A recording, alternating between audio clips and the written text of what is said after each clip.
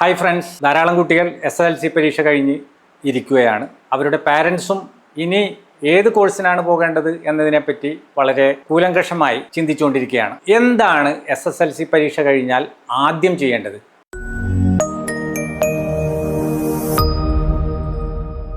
കുട്ടികൾ എന്താണ് ചെയ്യേണ്ടത്? രക്ഷിതാക്കൾ എന്താണ് ചെയ്യേണ്ടത്? സാധാരണഗതിയിൽ നാം വിചാരിക്കും ഏതെങ്കിലും ഒരു സ്കൂളിൽ +1 അഡ്മിഷൻ എടുക്കാം, അവിടെ ആപ്ലിക്കേഷൻ കൊടുക്കാം. എന്നാൽ ആദ്യം ചെയ്യേണ്ടത് അതാണോ? ഒരിക്കലുമല്ല. നാം ആദ്യം ചെയ്യേണ്ടത് ഈ കുട്ടി SSLC വരെ പഠിക്കുന്നതിനിടയിൽ, KG ക്ലാസ്സിൽ ചേർത്ത് കഴിഞ്ഞാൽ SSLC വരെ പഠിക്കുന്നതിനിടയിൽ സ്ട്രീം സെലക്ഷൻ എന്ന ഒന്ന് ഇല്ല. എല്ലാവരും എല്ലാ സബ്ജക്റ്റുകളും പഠിക്കണം.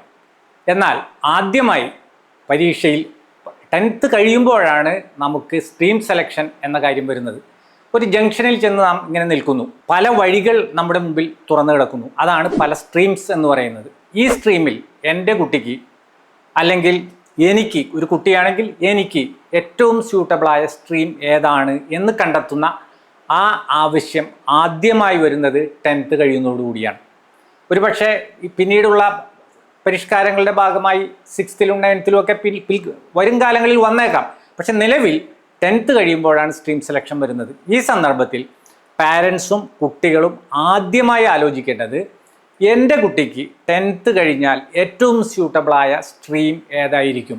10th കഴിഞ്ഞാൽ നമുക്കറിയാം സയൻസ് സ്ട്രീമുണ്ട്, സയൻസിൽ തന്നെ മാത്സ് ഉണ്ട്, ബയോളജി സ്ട്രീമുണ്ട്, ചിലപ്പോൾ ബയോ മാത്സ് വരുന്നുണ്ട്, കൊമേഴ്സ് വരുന്നുണ്ട്, ഹ്യൂമാനിറ്റീസ് വരുന്നുണ്ട്. ഇതിനിടയിൽ പലതരത്തിലുള്ള കോമ്പിനേഷൻസ് വരുന്നുണ്ട്. ഇതിൽ എൻ്റെ കുട്ടി ഏത് സ്ട്രീം എടുത്താലായിരിക്കും താല്പര്യത്തോടെ പഠിക്കുന്നത്? എൻ്റെ കുട്ടി ഏത് സ്ട്രീം എടുത്താലായിരിക്കും നല്ലൊരു ഇൻട്രസ്റ്റിംഗ് ആയ കരിയറിൽ എത്തിപ്പെടുന്നത്? കാരണം അവർക്ക് താല്പര്യമില്ലാത്ത, അവരുടെ ഇൻബോൺ പൊട്ടൻഷ്യലിന്, ജന്മസിദ്ധമായ കഴിവുകൾക്ക് സ്യൂട്ടബിൾ അല്ലാത്ത, അല്ലെങ്കിൽ അതിന് കോൺട്രഡിക്ടറി ആയ, അതിന് വിരുദ്ധമായ ഏതെങ്കിലും സ്ട്രീമിലാണ് ഒരു കുട്ടി ചെന്നപ്പെടുന്നതെങ്കിൽ തീർച്ചയായും ആ കുട്ടിക്ക് ഇൻട്രസ്റ്റിംഗ് ആയി പഠിക്കാൻ സാധിക്കില്ല. ആ കുട്ടിയുടെ പെർഫോമൻസ് മോശമായിരിക്കും. കുറച്ച് കഴിയുമ്പോൾ അതിൽ മടുപ്പുണ്ടാകും. ചിലപ്പോൾ ഞാൻ എടുത്ത് തെറ്റിപ്പോയി എന്ന് പറയും. ഇത്തരത്തിലുള്ള ഭാവിയിൽ ഉണ്ടാകാൻ സാധ്യതയുള്ള പൊല്ലാപ്പുകൾ ഒഴിവാക്കാൻ ഏറ്റവും ഉചിതമായത് എൻ്റെ കുട്ടിയുടെ സ്ട്രെങ്ത് എന്താണെന്ന് കണ്ടെത്തുകയാണ്. എൻ്റെ കുട്ടിക്ക് ഏറ്റവും സ്യൂട്ടബിളായ സ്ട്രീം ഏതാണെന്ന് കണ്ടെത്തുകയാണ്. ഇതിന് നിങ്ങളെ ഏറ്റവും കൂടുതൽ സഹായിക്കുന്നത് ആപ്റ്റിറ്റ്യൂഡ് ടെസ്റ്റാണ്.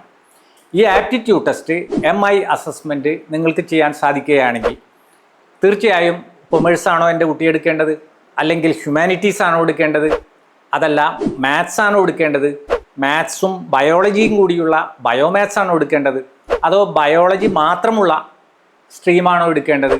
ഇത്തരം കാര്യങ്ങളിൽ കൃത്യമായ ഒരു ധാരണയുണ്ടാക്കാൻ സാധിക്കും. ഇത്തരം ഒരു കൃത്യമായ ധാരണയോടുകൂടിയാണ് ഈ കുട്ടികൾ സ്ട്രീം സെലക്ട് ചെയ്യുന്നതെങ്കിൽ പിന്നീട് കൂടുതൽ പ്രശ്നങ്ങൾ ഉണ്ടാകുകയില്ല.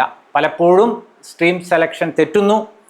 മാത്സിൽ താല്പര്യമില്ലാത്തൊരു കുട്ടിയെ മാത്സ് സ്ട്രീം എടുക്കുന്നു, ബയോളജിയിൽ താല്പര്യമില്ലാത്ത കുട്ടി ബയോളജി എടുക്കുന്നു, കൊമേഴ്സിൽ പൊട്ടൻഷ്യൽ ഇല്ലാത്ത കുട്ടി ഹ്യൂമാനിറ്റീസിൽ പൊട്ടൻഷ്യൽ ഇല്ലാത്ത കുട്ടി അതെടുക്കുന്നു. പല കാരണങ്ങളായിരിക്കും ഇതിന് വരുന്നത്. എൻ്റെ കൂട്ടുകാർ അതെടുക്കുന്നു, അല്ലെങ്കിൽ ഏറ്റവും സാധ്യത ഇന്നതാണെന്ന് പലരും പറയുന്നു. ഇത്തരത്തിലുള്ള പല കാരണങ്ങളാലായിരിക്കും. അതൊന്നും ചെയ്യാതെ വളരെ സയൻറ്റിഫിക്കായി എൻ്റെ കുട്ടിയുടെ, അല്ലെങ്കിൽ നമ്മുടെ കുട്ടികളുടെ സ്ട്രെങ്ത് എന്താണ്, ഭാവിയിൽ ഏറ്റവും നല്ലൊരു കോഴ്സ്, ഏറ്റവും നല്ല സ്ട്രീമുകൾ കണ്ടെത്തി ഏറ്റവും നല്ല അക്കാഡമിക്കായി മുന്നോട്ട് പോകാൻ ഏറ്റവും നല്ലത് ഏതാണ്, ഇത് കണ്ടെത്തുക ആദ്യം. സ്വാഭാവികമായും അവർക്ക് എക്സലൻ്റ് ആകാൻ സാധിക്കുന്ന കരിയറിലായിരിക്കും അവർ ചെന്നു ചേരുന്നത്. ഈ രൂപത്തിലുള്ള വർക്കാണ് ഒരു കുട്ടിയുടെ ഇൻബോൺ പൊട്ടൻഷ്യൽ, സ്ട്രെങ്ത്, ആപ്റ്റിറ്റ്യൂഡ്, ഇൻട്രസ്റ്റുകൾ ഇതെല്ലാം കണ്ടെത്തുന്ന അസസ്മെൻറ്റ് ചെയ്യുക എന്നതാണ് ഒന്നാമതായും 10th കഴിഞ്ഞാൽ കുട്ടികളും പാരൻസും ചെയ്യേണ്ടത്. മറ്റുള്ളതെല്ലാം അതിൻ്റെ അടിസ്ഥാനത്തിലാണ് സെലക്ട് ചെയ്യേണ്ടത്. ഈ വീഡിയോ നിങ്ങൾക്ക് ഇഷ്ടപ്പെടുന്നുവെങ്കിൽ നിങ്ങൾക്കത് ഷെയർ ചെയ്യാവുന്നതാണ്, സബ്സ്ക്രൈബ് ചെയ്യാവുന്നതാണ്. ഇതുമായി ബന്ധപ്പെട്ട എന്തെങ്കിലും സംശയങ്ങളുണ്ടെങ്കിൽ നിങ്ങൾക്കത് കമൻറ്റ് ചെയ്യാവുന്നതാണ്.